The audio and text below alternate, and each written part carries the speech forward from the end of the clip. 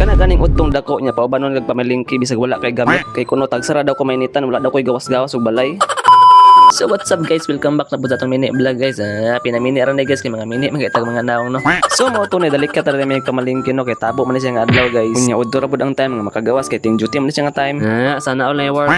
So mo rin ang mall nga akong gipatukod diri sa mga guys. Hapit na ni siya mauman guys, siguro mga November or December mauman na siya. Hindi totoo yan. Bola lang yan.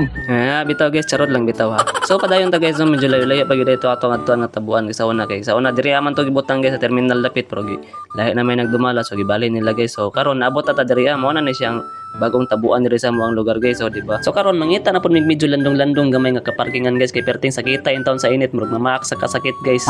O ikay guys, adlok may itong murabay gwapo. Okay. So mao to sa sige na magtuyok-tuyok guys, kita ra gyud mig landong nga kaparkinganan guys. Nice. So mauto akong asawa ra akong ipaadto do sa palengke guys, kabalo naman siya unsay mga palitonon kay dako naman na siya guys, bata na kahit pero tiguwang na siya guys oy.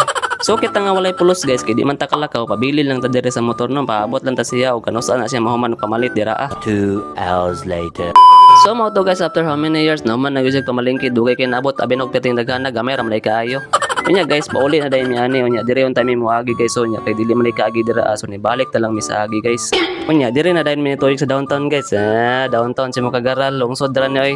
Unya ni palit pa dayon mi dire og prutas sa fruit stand guys para healthy ang lifestyle ba. Kagara healthy lifestyle unya sigara day og ka stress. Tanawar ko na ako sipat kayo igor man ta nagbayad.